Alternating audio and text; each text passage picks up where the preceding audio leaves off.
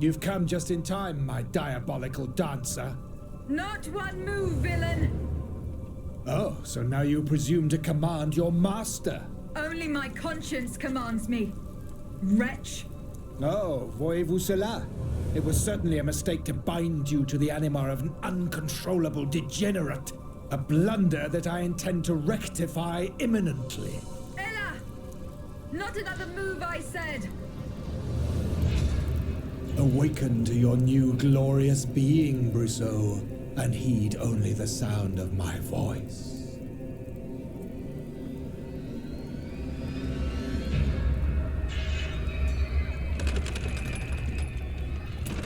Get rid of this nuisance once and for all!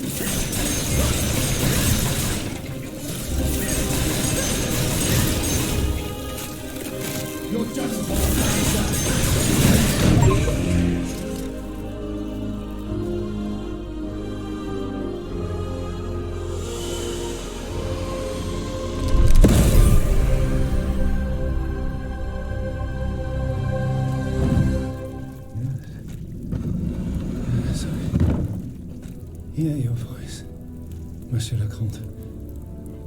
Only your voice. Obey.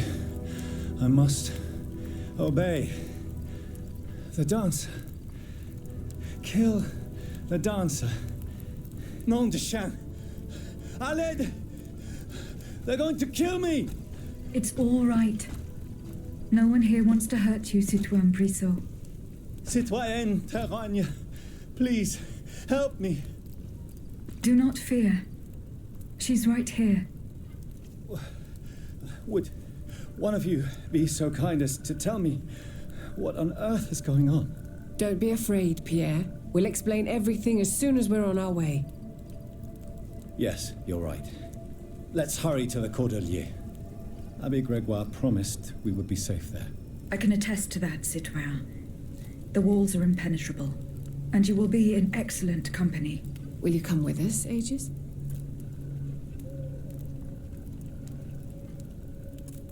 No, I still have things to do. Go without me.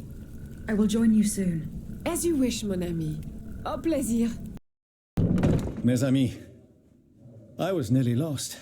The Comte de Cagliostro was intending to add me to his tally. I owe my life to these two guardian angels. No, Pierre. It's Aegis we should be lauding, and Aegis alone. Please, stop. It's an unnecessary waste of all too precious time. But I insist. Were it not for her, I would be lying in a potter's field at the Hôpital Saint-Louis. And as for you, my friend, you would still be imprisoned in that dreadful box. Oh, I see. How did you both fall into the Count's clutches? My impetuous anger caused this unfortunate adventure. When I heard they'd been rounding up black people in Paris, my blood boiled. I rushed to the Châtelet to demand an explanation from Monsieur Thiroux de Croisent. The Lieutenant General de Police? You went to see him without taking anyone with you? No, of course not. I asked Mademoiselle Terwang to act as my bodyguard. I was to stay at a distance and help him if needed. But it was all in vain. I was waiting to be received when all of a sudden, I was seized and thrown into an armored carriage. A carriage that I discreetly followed to the Hôpital Saint-Louis, where Pierre was imprisoned. I immediately returned to Saint-André-des-Arts in search of help, but it was to no avail. I left a message on my door and went to the hospital, where my attempt to free Pierre quickly met with disaster. If Aegis hadn't answered my call, we would have been done for. Bless you, ma chère. This time you haven't just freed an innocent man. You have also saved our cause. Thanks to you, there is still hope, and the fight continues. Citoyen Brissot. Cher Aegis, I am forever in your debt. This time your cause nearly cost you your life. I knew the enemies of our société would do anything to hold on to their privileges, but this... I admit that I could never have imagined this, but I would have gladly sacrificed myself for our dream. There is no worse poison than prejudice based on one's color. It is the harbinger of death and despair. No honest man can tolerate such an injustice. You are one of those who are curious about Madame Terwang's plans, aren't you? Oh, of course. Women are no less capable of fighting than we are. The only thing that matters is one's love for one's country and the yearning for sacrifice. There are many who mock Anne-Joseph today, but they won't be laughing so loudly when they see her leading the charge of her Amazons. Your audacity inspires respect, Citoyen Terwang. There isn't a man in this assembly who measures up to you. But please be more careful. Something terrible could happen if you rush headlong into the fray. I care not about my fate, Aegis. I wouldn't hesitate a second to sacrifice my life to save the nation. I've heard you're eager to take up arms against the tyrant. It's true. I've been itching to fight for such a long time. You had to be completely naive for the king's treachery to take you by surprise.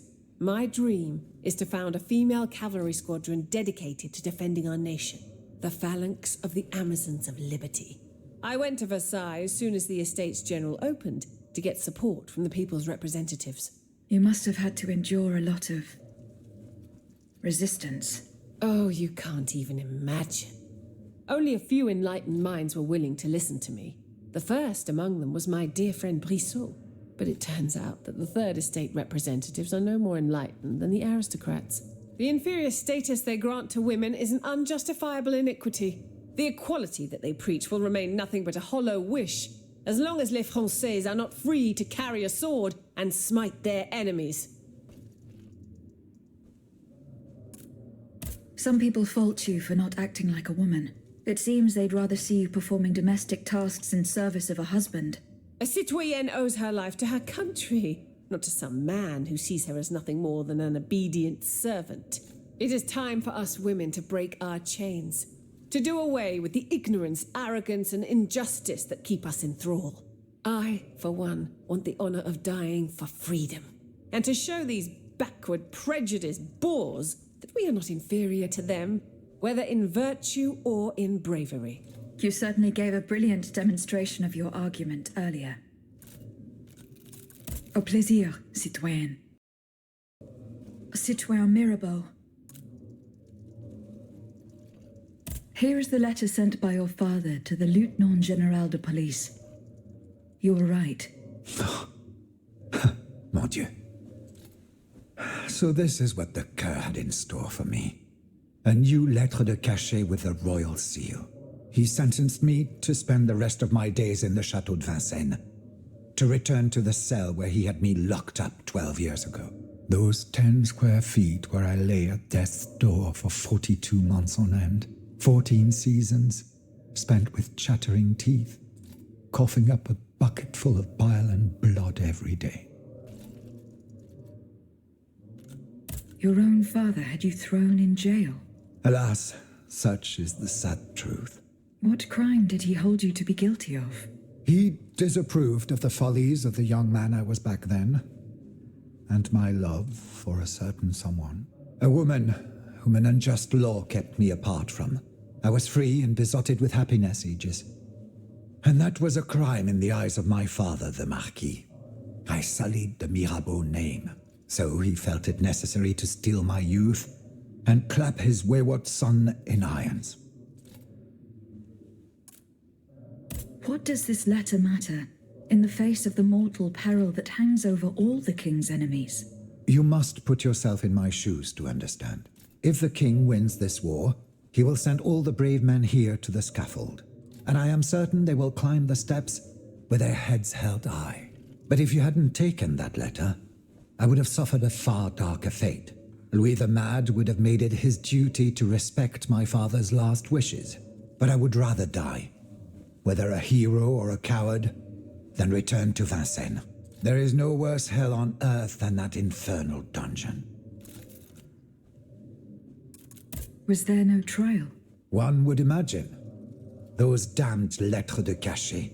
For centuries, a powerful man, whether a king or a father, needs simply put pen to paper, and an innocent man is thrown into prison. The poor soul sees neither judge nor lawyer. In the space of an hour, he moves from the light into darkness, and his cries for help fall futilely on the cold stone of the dungeon walls. I am just one of many victims, whose ranks range from the most famous to the most lowly, from Voltaire and Diderot to the unfortunate children whose dark fates will never be known.